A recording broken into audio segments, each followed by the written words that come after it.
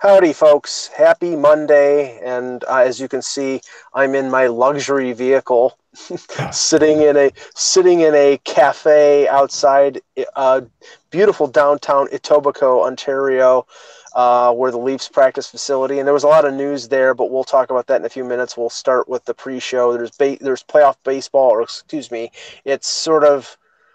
It's weird, Russ. Like we were just saying before the show, these games matter, but they actually don't because whoever loses is still in the playoffs. Yeah, it's an oddity, but I like it in the sense that baseball doesn't have a complete handle on somehow doing some fancy math and saying, no, this team's in and that team's in. And so they're settling the score sort of the old-fashioned way, and I like that. I think these games do matter in the sense that you want to have – I mean, you don't want to be the team for Chicago and the Brewers going to the one-game playoff because the one-game playoff is just that, right? So that one's the bigger game. But the fact that, they're playing this for the division lead shows that the division leads do mean something even in this day and age, even with expanded playoffs. Yeah, I think it's – I mean, I'm pretty sure the last one of these was – well, there wasn't like a Minnesota-Detroit but they were tied at the end of the season. But I think in that instance, whoever lost was out. Yeah, and the Mets played the Reds once in a one-game as well before the one-game wild card, and Al Leiter won that game for the Mets. So I remember that one too. Yeah, and just to quickly shift to the NFL for a second, the Buffalo Bills became the Buffalo Bills again. The New York Jets became the New York Jets. And the New York Giants, I rub my hands with glee because anytime the New York Giants lose and look bad, I'm happy. So, yes. That's kind of mean, Mike. So talking about something that I got a little misty about the other day, David Wright finally played his last game and retired. And look, I mean, it's one of these things where in this day and age, for any sport, you generally don't see a player start and end his career with the same team. And he definitely had a meaningful career. If you look up his numbers, he'll fall short of the Hall of Fame, but he clearly was one of the best third basemen of his era. And he meant a lot. He carried himself with class. The guy, with a lot of bad things that would go on with the Mets at times, he was the good face of the franchise. And that's something that's not an easy thing to pull off. It's, no offense to Derek Jeter, it's probably a lot easier being the face of the Yankees when more things are going well than not, than someone like David Wright when more things were going askew. So I wish him well. I think it was great what they did. In typical fashion, the game went into extra innings, so they had to wait for the fans had to wait for him to give a speech at the end of the game, which was getting to be kind of funny on Twitter because, they were like, well, David Wright will talk after the game. And then, it was late. But one of the gems that came out of this was David Wright went into the television booth. And Keith Hernandez said to David Wright, you're good enough that you could have played on the 86 Mets team.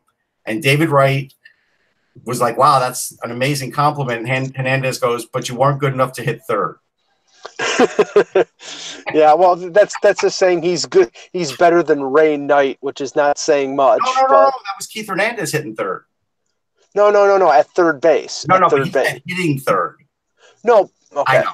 Yes, you're right. But yes. Although Ray Knight won the MVP, which is crazy, and then he didn't come back to the team after.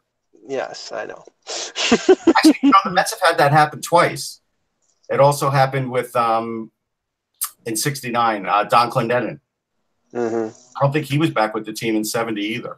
No, I think I can't remember where he went to, but I do remember he was moved. But okay, let's get to hockey stuff. Sorry, folks. We had to go down memory lane. David Wright was a great Met. Clendenin was back for '70. He left in '71. I was young. Okay. Hello, Hockey World. Today is Monday, October 1st, 2018. I'm Peter Tessie up in Winnipeg. I'm Russ Cohen from Sportsology. Hey, Peter, it looks like you're wearing short sleeves. I am, but that's because my house is warm. It's actually quite cold out. Really? Yeah, autumn has come early. Hi, and I'm Michael Agello on location, and this is the Hockey Buzzcast here on HockeyBuzz.com. We will do three team previews today because we have 9 teams to go and we want to get them done by Wednesday. We're going to be doing some predictions, some over-unders at some point during the week. But we'll start with there were some waiver cuts that were very interesting today, and we'll discuss that in a minute, and a minor trade. But we have to start with the Predator, known as Tom Wilson, because, it was funny, Russ. I heard a story. I can't remember who it was. I think it was someone at The Athletic, may have been Pierre LeBrun. But during the summer, there was a story about Tom Wilson talking with NHL officials about how to hit cleaner. And I distinctly remember the story. I think it was in July or August. And then the last game of the preseason, Tom Wilson, center ice, lays out Oscar Sundqvist of the St. Louis Blues. Some people think it was shoulder to shoulder, but I watched the replay like 4 or 5 times, and it may have been shoulder to shoulder to start, but the follow through went right to the jaw. That's the problem with these hits. You're right.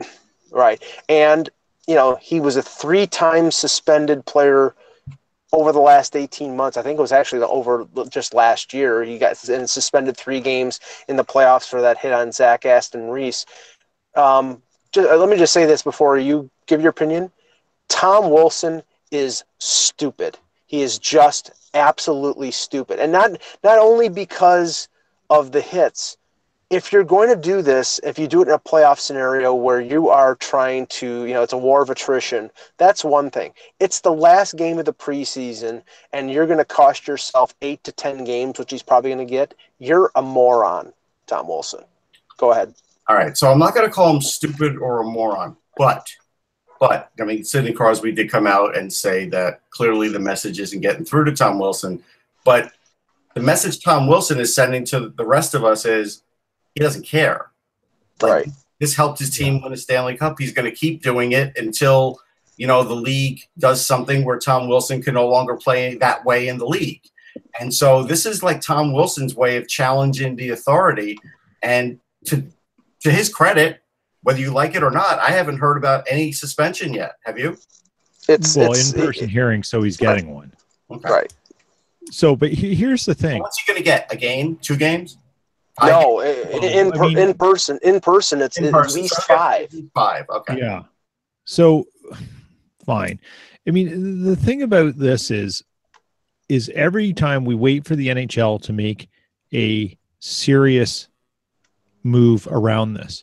Now, let's not forget, we have a player who is currently suspended from the league for, I think, 20 games for like 0.1% of a banned substance.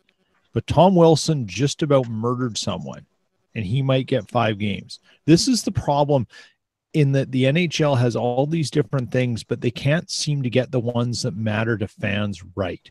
And the whole banned substances thing is a different argument, but it's still a suspension. And this is why things get pulled in together. But aside from that, I haven't seen yet, and maybe it's come out and I haven't seen it. I'm asking this as a question. Have players commented on Wilson yet?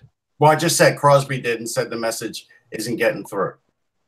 Okay, so Crosby he's taken a leadership role there. A few others need to. In fact, he also was a teammate of Oscar Sundqvist, so that helped him take a leadership role, right? Right. But if you're a captain of a team, if you're a Blake Wheeler, pick a Jonathan Toews, you're the guys who should be standing up and saying, I saw this, it was brought to my attention. Like, no, we can't have this. The problem is that, it sets them up for precedent when one of their teammates maybe does something like that. And that's why they won't do that. And that's why they won't do it.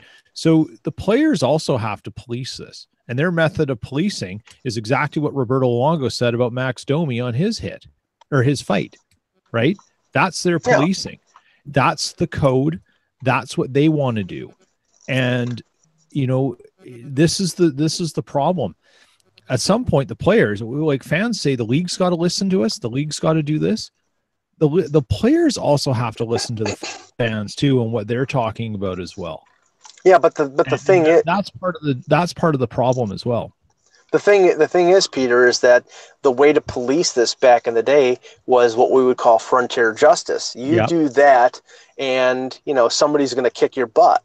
Now that doesn't happen anymore, and now those players have been eliminated from the game. So who's going to kick Tom Wilson's butt on the St. Louis Blues?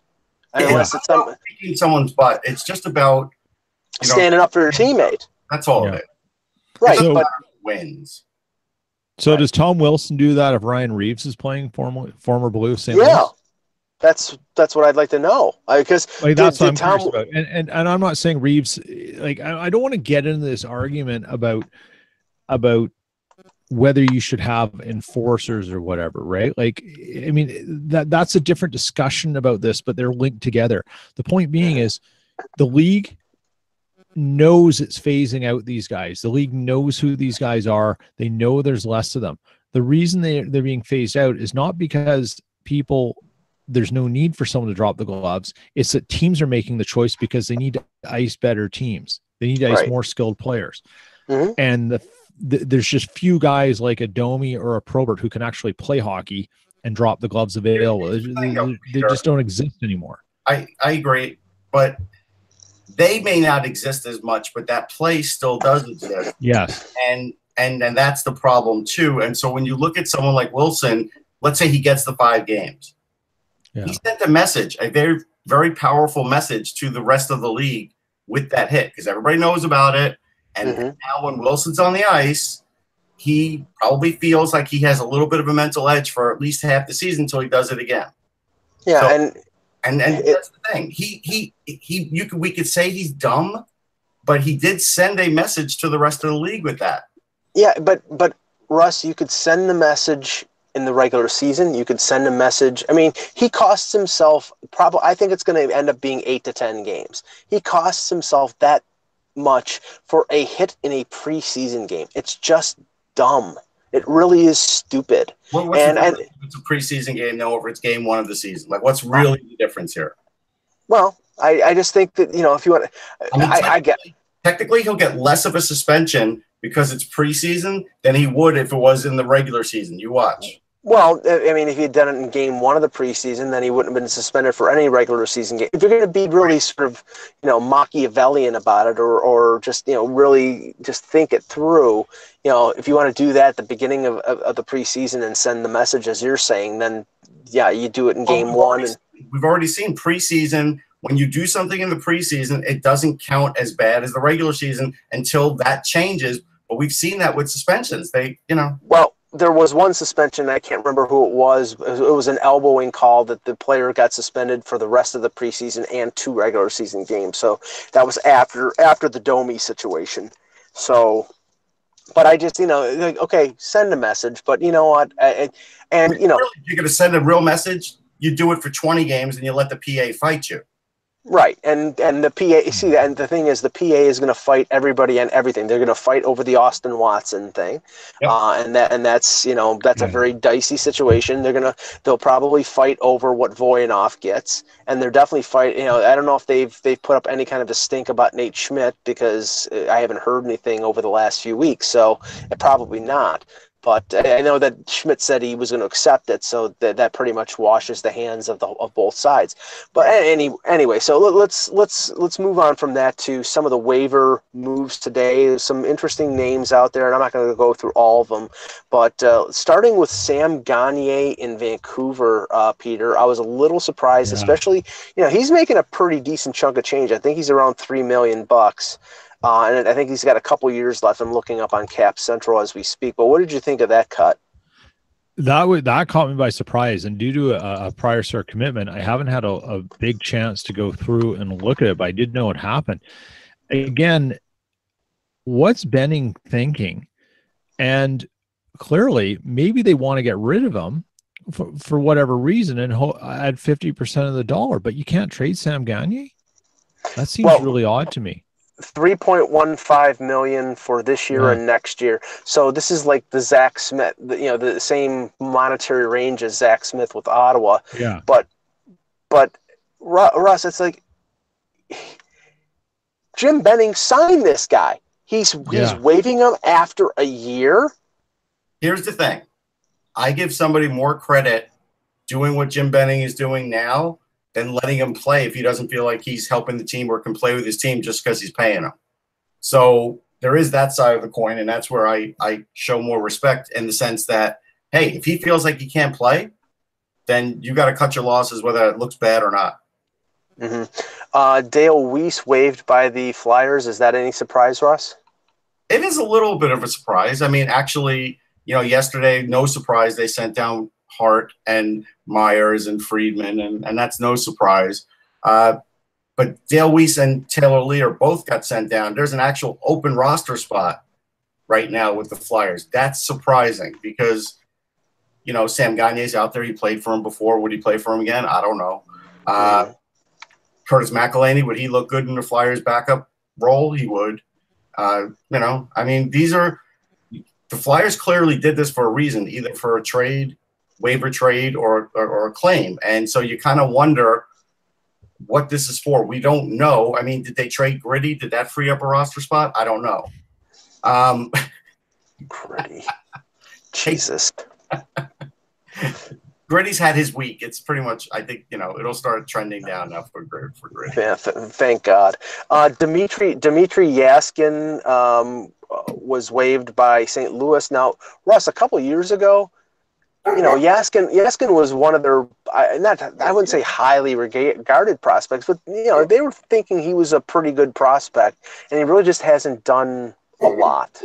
Yeah, he was a guy, I think, they liked him because he did a lot of different things. And unfortunately, in this day and age with the cap, 17 points, 11 points, 13 points, you better do every other little thing really well, or they're going to find somebody else who can get those same amount of points because it's not much and fill that role. And I think that's what's happening to players like him now. They're just, the young player, the crop is so good in this league that they just push guys out. Yeah, Kai is a big fan of Dmitry Yaskin, apparently.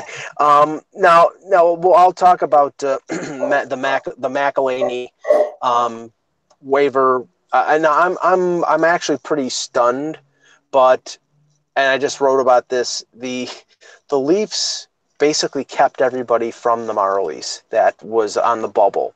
Right. Justin Hall made it. Freddie Gauthier, and all these are players that would have had to clear waivers. They chose Garrett Sparks over McElhinney, even though Garrett Sparks was, I would say, at subpar is kind in terms of his performance. And even Babcock said it wasn't about the performance in camp; it was about the history of the player in the organization. To me, and this is only my personal opinion, I don't think Babcock was on board here. I think this was, Dubas wanted to keep the goaltender who won a Calder Cup and somebody that's been in the organization since he was drafted in the 7th round 7 years ago. And okay, we'll give him a shot. But I don't think he's the better of the two goalies. And if this team's a contender, the points that you get from a backup goaltender is going to be the difference between you finishing in first place or finishing in third place in a division. And that's where, and you said it when we were having a little bit of a discussion, Russ.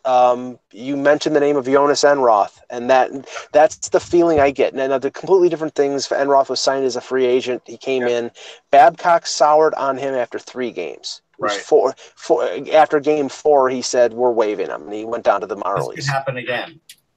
Well, I think the thing is that I think the rope that Sparks has is longer because of Dubas. But if he puts 3 or 4 bad games together, then the rope be damned. Babcock will basically say, I'm never playing him. And he'll start saying, and if McElhinney, then Chris Johnson from Sportsnet talked about this last week, and I didn't think it was a scenario that was going to play out because I thought McElhinney was going to be the guy who made it. But now that McElhinney's been placed on waivers, if he clears, they can call him up basically every time there's a back-to-back and play him and just send somebody down for the day and then bring him back up. So they can do that. They can do that thing. Again, if McElhinney doesn't get claimed here, it further bolsters the point that I always say that teams this time of year just sort of leave the other teams alone unless it's somebody they know they really don't have any plans for. And no, because, I mean, look, McElhinney should get claimed by a team.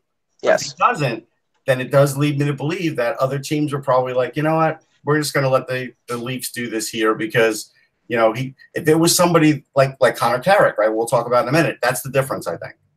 Well, Peter, I was going through with one of the other writers and teams that, you know, may be interested in McElhinney as a claim, and one of the names that came up was Winnipeg. I mean, Tampa Bay with Louis Domingue as their backup. Winnipeg. Now, is it Brossoit or Brossoit? Excuse me. Yeah. Now, are they happy with that, or are they content with that, or do you think they're looking to upgrade? I think they're content until they're not content. Is basically where they're at.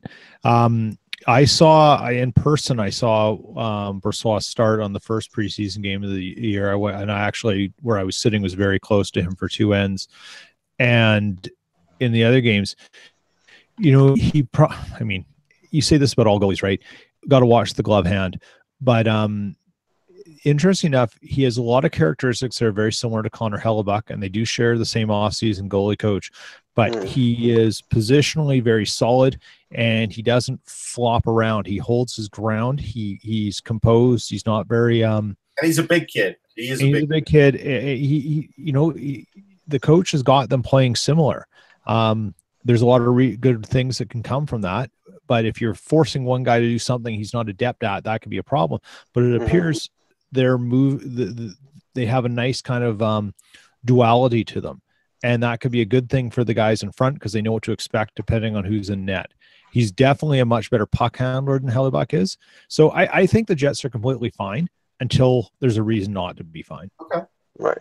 And the other teams that were mentioned was Philadelphia, and obviously we talked about Alex Lyon being hurt in Neuwirth. I haven't heard any update on Neuwirth. I think Neuwirth is doing some sort of practicing on his own now. I think I saw that.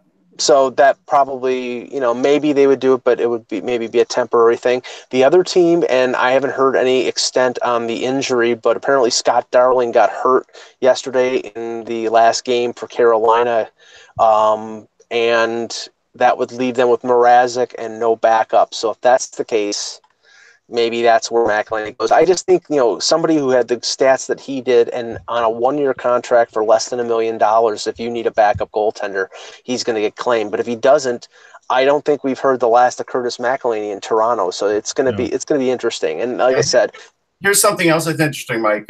Dave Isaac out of my area reported that Neuwirth hasn't hit the IR yet, but he's expected to, which means the Flyers will take an extra forward with him to Vegas, and that may be why Vorobiev is on the roster. I know everybody feels like he's made the team, but, you know, you'll see, right? Right. You don't know. Like, he could play his, 8 games, 7 games, get sent down. You never know what's going to happen. You don't know. Right. But the idea is, with this, that would give him 2 roster spots. So clearly they're going to do something. Yeah, and the Leafs roster is still in flux as well because they cut to 23, but nothing includes William Nylander, and as soon as they sign him, they're going to have to make another move, which probably means a guy like Martin Marincin or Freddie Gauthier gets sent down to the Marlies at that point. All I know is that Brian Burke was his usual interesting commentary on Sportsnet on the broadcast on Saturday, basically said, and I'm paraphrasing here, I know he used different phraseology, but he basically said that the Leafs should let Nylander rot until he comes down and they signs to the number that they want to get him at. And not to say tell him to go to Sweden, play in the SHL, but that let him make the first move, wait him out. You've got the advantage of having Matthews and Tavares and Kadri and a loaded team with forwards, and if they get off to a good start, which they have a very easy schedule, Montreal, Ottawa, and Chicago, the first 3 games, they should be at least 2-1 and maybe 3-0. Then that puts the pressure back on Nylander because he's going to be missing paychecks for the first time. So I think that's going to be interesting how it plays out. He's not making it to the season start. There's no way. No. And you know what? Even if he signed on Tuesday, Babcock said today essentially Matthews has been here all training camp and other players have been here all training camp. And this guy, and he didn't specifically say Nylander. He didn't, he just said in general, a player who hasn't been here, they're not going to let him walk in and say, No, "Oh, and I'm here. Let's start." Like we knew Right. that. Yeah, I think he'd start on the fourth line or something like that nature, and then I don't think he would start at all. I think he would sit for a game or two. No, I think he'd sit a game or two. Let's use some logic here. Why does the coach have to sit there and sort of suggest this as sort of punishment for not being there? Because he's a part of the team. He's part of management of the team. He is not part of a team if he doesn't have a contract. Why would you show up to do anything for free? You misunderstood me. Mike Babcock is part of the team. He's part of management in that team's organization. It puts further pressure on the player to sign. That's why. Okay. I think it's a little, look, I can understand it from a conditioning stint. You got to go skate with the Marlies. You appeal to that. You go, whatever it is to get your, get your legs back to skating speed. You can train all you want all year, but we all know game speed and stuff takes a little bit of time to get into, no matter how fit you are. There's very few guys who can just step in and be at game speed. Maybe Nylander's one of them. I don't know. But the point is, coach isn't going to play him. Doesn't matter. Yeah. Right. I get the sense that there's more of this pressure thing going on. Now the coach, if the message to Nylander is this, I find it a very sort of counterintuitive way the Leafs are behaving based on what their new age thinking that comes with Kyle Dubas. And it's sort of, you hearing about these things about how he wants players to express themselves. They want all these different ways, understanding that he's closer in age to them than basically anyone else in the management is.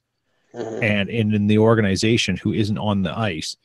And he's trying to sort of adapt to that. Yet you bring back this old school kind of hammer on the other side with Babcock. I don't know if it serves well long term. There could be problems. There may not be, but there could be. It's not going to be. This is just like John Tortorella would do the same thing. They're just some coaches. Look, if Lou Lamoriello were there, he would put the edict that he's not playing right away. Like, there are just some old school people out there. That's all this is. Yeah. Just old school tough love. Yeah, and I think what's going to happen, I said this, and I don't remember who I was talking to. They sort of shook their head and said, "No way." And I made a friendly bet. It's like, if William Nylander signs, he's probably going to take a couple days, like we were just mentioning, but they'll keep Tyler Ennis on the line with Matthews and Marleau. They will not automatically put Nylander on that number one line immediately. He'll start on the fourth line and have to, quote, earn his way back to that. And that, you would think that's sort of punishing him. Yeah, it is. It's like, okay, you're sort of, I don't think you're going against the team because you have every right to negotiate a contract, but I do think you have a coach who's like, okay, you weren't here, you haven't earned that spot, so you have to earn it to get back to it. That's the mindset of Mike Babcock. All right, let's get into the team previews. We've got 3 of them here. We'll devote a few minutes to each of them. Obviously, the Pittsburgh Penguins, after winning 2 consecutive Stanley Cups, lose to the team that they dominated over recent years, and that's the Washington Capitals in the second round. Not a great deal of changes with the Penguins. They had to trade Conor Sheary because of cap situations. They bring back Matt Cullen. Defense is basically the same. The big addition is Jack Johnson on a 5-year deal. Matt Murray probably, and right now I guess Casey DeSmith is the backup, but you would expect that that Tristan Jarry will be the backup unless they want to get him a ton of work down in Wilkes-Barre, Scranton. Right, but this is a team that's basically the same. Johnson is the only real change, and Russ. The thing is, it's like you start to get the feeling, Crosby over 30, Mount Malkin over 30, Kessel over 30. That the being a little long in the tooth is going to start to put them in a downward trend. It could. I'll tell you this. I was in Pittsburgh for the last 4 days for the USHL Fall Classic.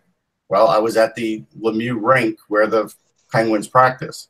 And I got to tell you, the last couple of days, the last 2 practices I saw from them, practiced extremely hard, like harder than I see a lot of teams practice. And so I think they're going to come out with an edge. I see the roster resource has Zach Aston Reese on the 4th line. That's probably true, but I got to tell you something.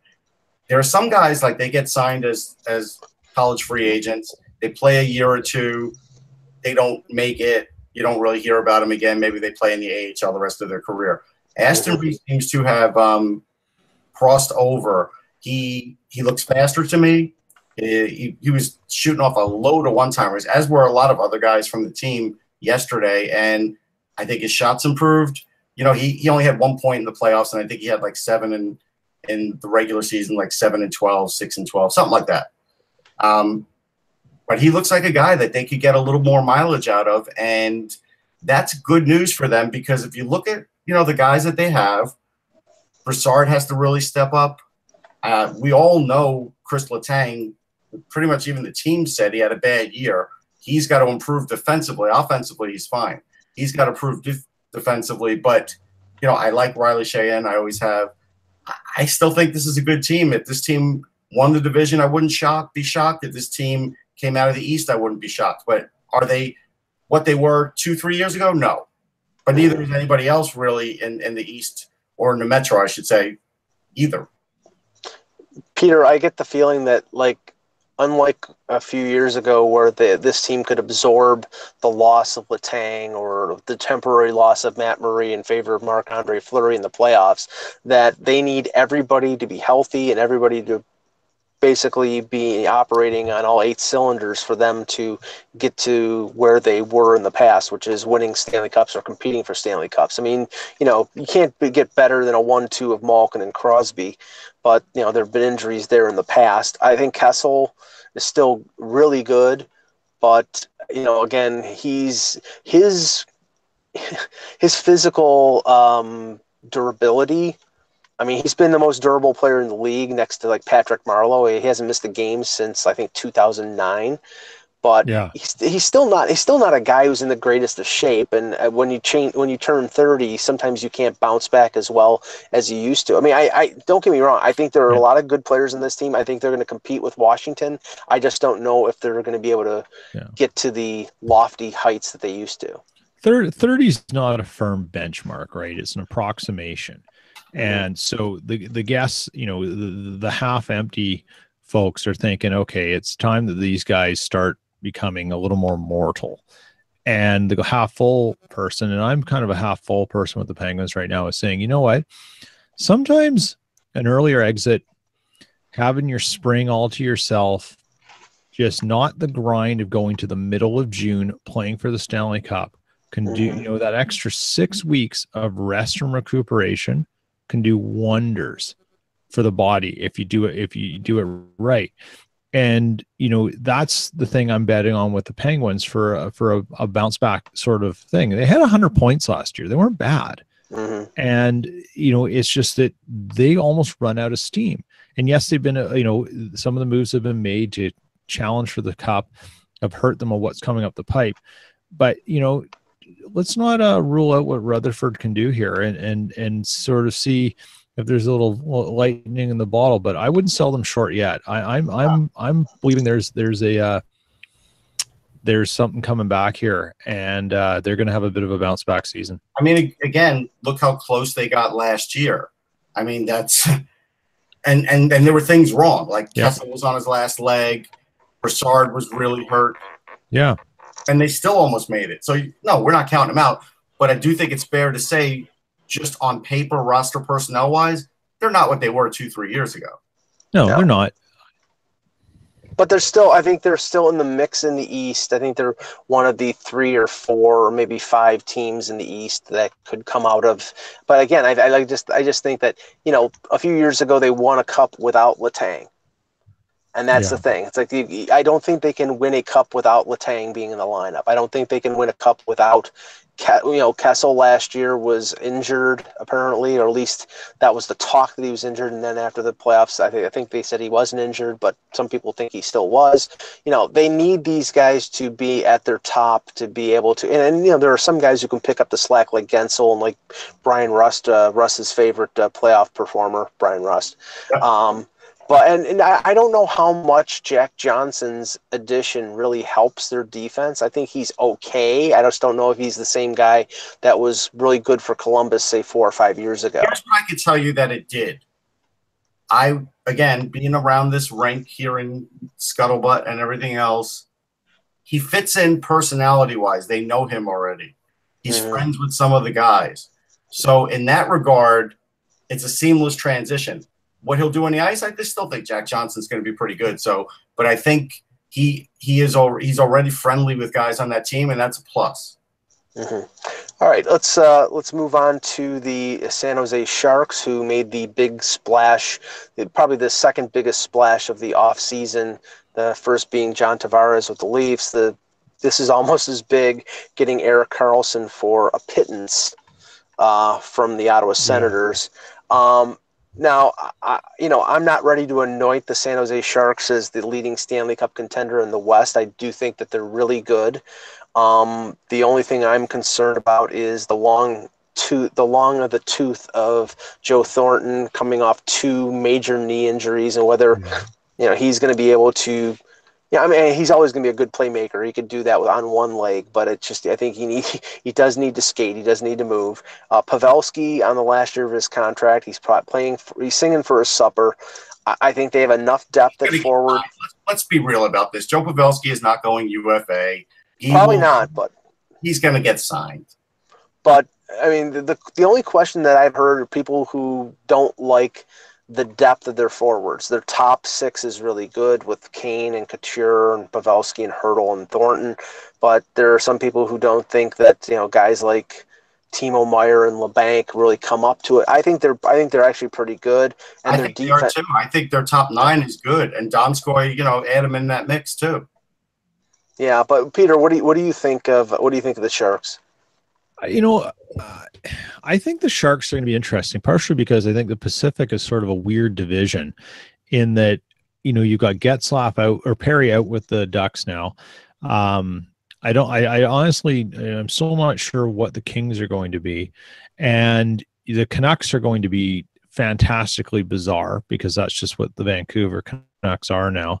And you sort of got, you got some wild cards in Calgary and Edmonton. I think both teams are going to be improved, but I don't know. But yet here you have the steady hand in San Jose. They've always been a team. I mean, their defense is ferociously unreal. And now, like the Leafs almost saying, to counter to the Leafs. So they didn't get Tavares, where the Leafs get him, and they're going to say, you challenge any team to match up with them down the middle and hold on tight. The Sharks are saying, come at us, because you've got to get through one of Burns, Vlasic, or Karlsson and deal with that. So have fun. It's the counterpoint. So they couldn't get Tavares, so they went and got the next best thing available. Because you're right. It's another way to still control the ice. Yeah. And you've added Evander Kane again, who even though he's the most frequently 30 goal scorer who never scores 30 goals because he always gets 29. And you put him in that situation. So you put him in a situation where he's got the leadership trifecta of Karlsson, Thornton, and Pavelski with Burns around and Vlasic. Kane, all he has to do is dress sharp and score a goal. So he doesn't have to do anything else. Keep your nose clean, let those guys run the ship, and do your thing. I mean, the transition game of Karlsson to Kane could actually be incredible if it happens. So I'm actually pretty bullish on the Sharks. It's just nothing ever seems to go well for San Jose for certain things. So, you wonder, like, when's it going to come? When's the train going to come off the tracks? But I mean, they draft well. I don't think it's coming off the tracks. Yeah. They could be a really dangerous team if this gels. If this gels the way they think it's going to, it's Wilson, right? I'm drawing a blank here. Yes, Doug Wilson. Yeah, Wilson has envisioned it. Oh, it could be incredible. The one concern though is that if it does, and not to say it doesn't go well, because they're going to make the playoffs, obviously, unless there's like some massive injuries. Right. But they don't have a lot of cap space left now after adding Karlsson. If they need to make a move where they need to bolster up front, they right now I think they have a little less than a couple million in cap space. So they're pretty much operating with the team that they have right now, and it's a pretty good team. But in a conference where you have Nashville, Winnipeg, Vegas, it's going to be a tough road to hoe. So I mean, I think they're going to be in the mix, and if they get good goaltending from Martin Jones, I think that conceivably they could come out of the West, but it's not a walk. Jones. They will. Jones will give them good goaltending. Arundel's the second coming to Carter Hutton. We all know that, and so they're solid in net. Look, I still like them for a top 9 situation, like I blurted into your conversation. Sorry earlier, but I also think that a guy like Marcus Sorensen he's only 2 years playing in North America, so this is his 3rd year, and his offense has continued to go up every year. So I think this is another year where that could happen for him. That could be some more points for them. I mean, again, but defensively, they're solid, man. So like they're going to get so many points off the blue line. They don't need 4 strong lines, to be honest. No. I mean, plus the pairing of Vlasic and Carlson together is just it's just obscene. I didn't have those kind of good. I didn't have those good kind of defensive pairings in a 3-man Stratomatic league in the 70s, Russ. It's like it's like that's like a Hall of Fame. I don't know if Vlasic's not going to make the Hall of Fame, but I'm just saying that's like a Hall of Fame defensive pairing. You've got basically just from a puck possession standpoint. Think about the Anaheim Ducks in 2007. And basically, Randy Carlyle said, in the playoffs or at any given time, I can have Pronger, Niedermayer on the ice at any time. Now, they have 3 guys who can do that. Yeah, and you know what? Back then, because believe me, I ate up that Anaheim Ducks team because I loved when they beat the Senators, because I'm not the biggest Ottawa Senator fan. But I mean, sometimes they had both of them on the ice at the same time. They had Pronger and Niedermayer out there, but I mean, you had Boschman playing with Niedermayer, and I can't even remember who Pronger's defensive pairing was, but it didn't. You had Pronger. It didn't really matter. I mean, what was it? Philadelphia, they had Matt Carl. Matt Carl was basically a 5'6", and he made Matt Carl millions of dollars because he was playing with Chris Pronger.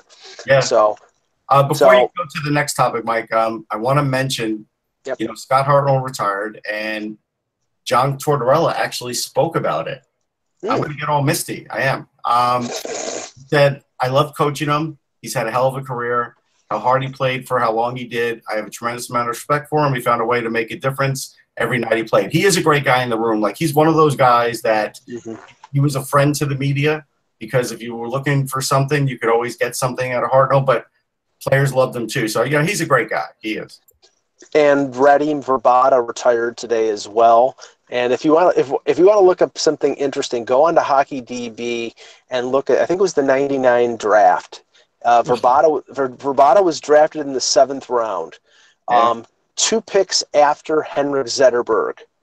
So you had 2 players who played over 1,000 NHL games within 2 picks of each other, and smack dab in between them was a pick from the Maple Leafs of a guy who I don't think he ever played a game in North America, a goalie named Vladimir Kulikov. So it's just weird how like these 2 guys who played over 1,000 games were that a nobody was sandwiched in between 2 really. I think that was about.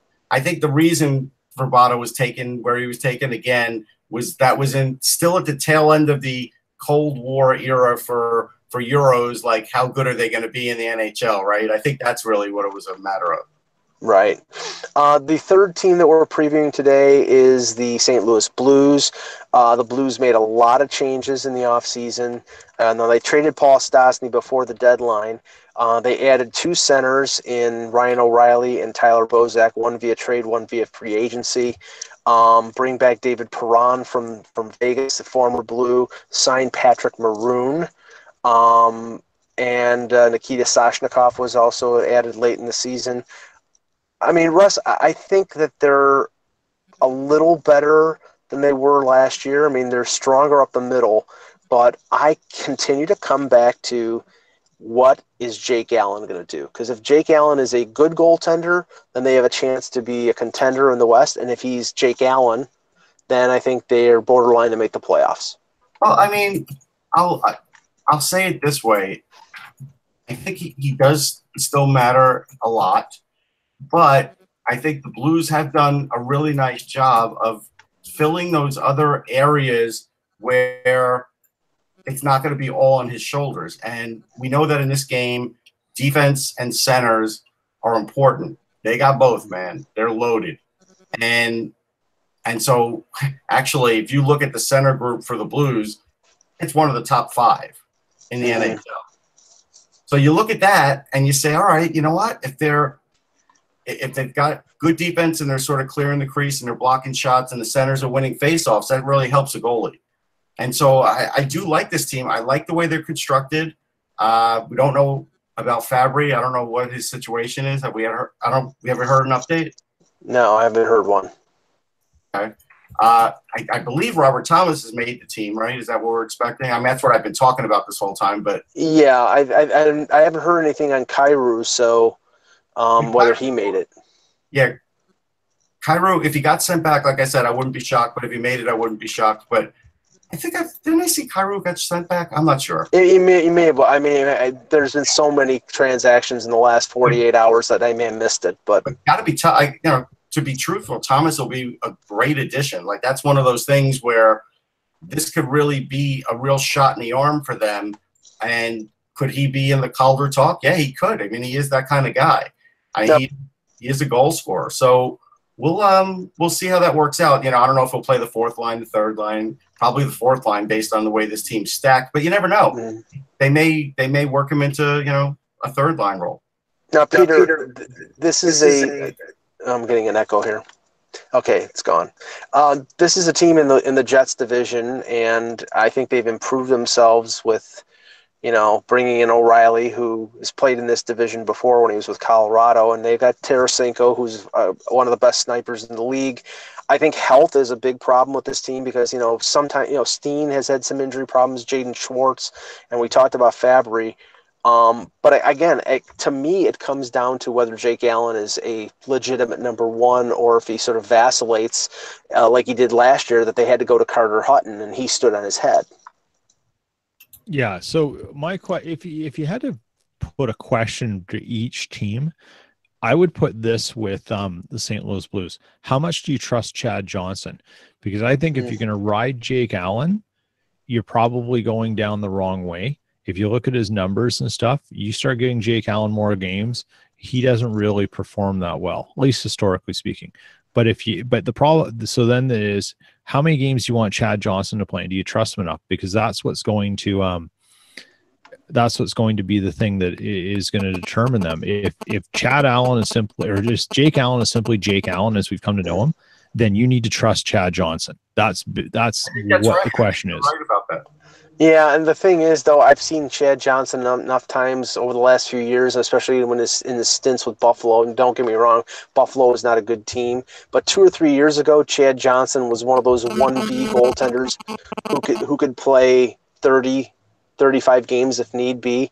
I don't think he can do that anymore. I think, if he's the usual backup and plays 20 to 25, you're in good shape. This is all on Jake Allen. If Jake Allen can do it, then I think they are, they enter that group of contenders. And if he can't, then maybe they're in the market for Varlamov or Bobrovsky if they get traded by the deadline. They should be looking at? They should be calling up Florida and offering a 6th for Michael Hutchinson. That's exactly who they should be doing, what they should be doing. He's buried in there. Florida's capped out.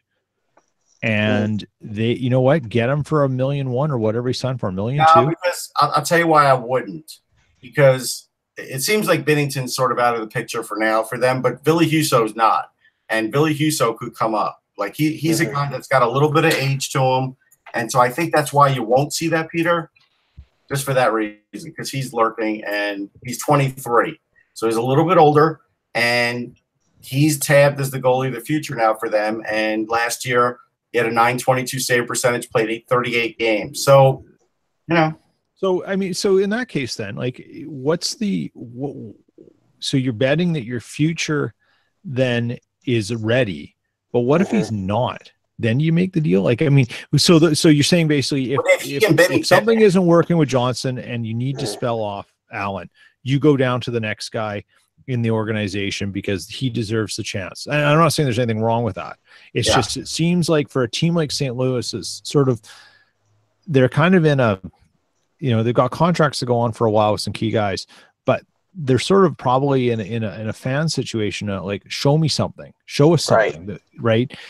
does it seem that maybe a better insurance policy isn't more prudent? I don't know. Yeah, I see. I think they're built for a window, Peter. I think they've got a window of a couple years here. I mean, don't get me wrong. They've got these young players that Russ and I have been talking about all summer, but they also have veteran guys who, like Steen has 3 years left in his contract. Schwartz has 3 years left in his contract. Braden Shen's got 2. Peter Angelo's got 2, and they're going to try to re-sign him. That's what I think was behind all these Parayko rumors of clearing cap space to be able to sign him for probably $8 or $9 million a year. It comes down to the goaltending. If Varlamov is on the market in February when the deadline comes around, and they're Colorado's playing Grubauer, or Columbus has decided they're going to move Bobrovsky before the deadline, I think they're in on those guys. They traded for Ryan Miller a few years ago. I think they're close enough. If they think they're close enough, they're going to make that move again, and they're deep enough in terms of Here's maybe the least appreciated guy or talked about guy on St. Louis is Vince Dunn. I mean, he had 5 goals last year and 24 points in a rookie season. And, he's not a young kid. He's 21. So this is a guy who could have a breakout year this year and get 35, 40 points if he had a little bit more opportunity. So, they're loaded. I mean, and that blue line's good. So, again, it's the West, though. And they do, we have to see how the war of attrition goes. Yeah, and not only Thomas and Kyrou, but Klim Kostin, and there's a couple other pretty good. Wallman is a pretty good prospect. So they're deep, but I just think right now we'll have to see what Allen does. If he has one of those really great years, then maybe they are a legitimate contender. We'll see. Yep.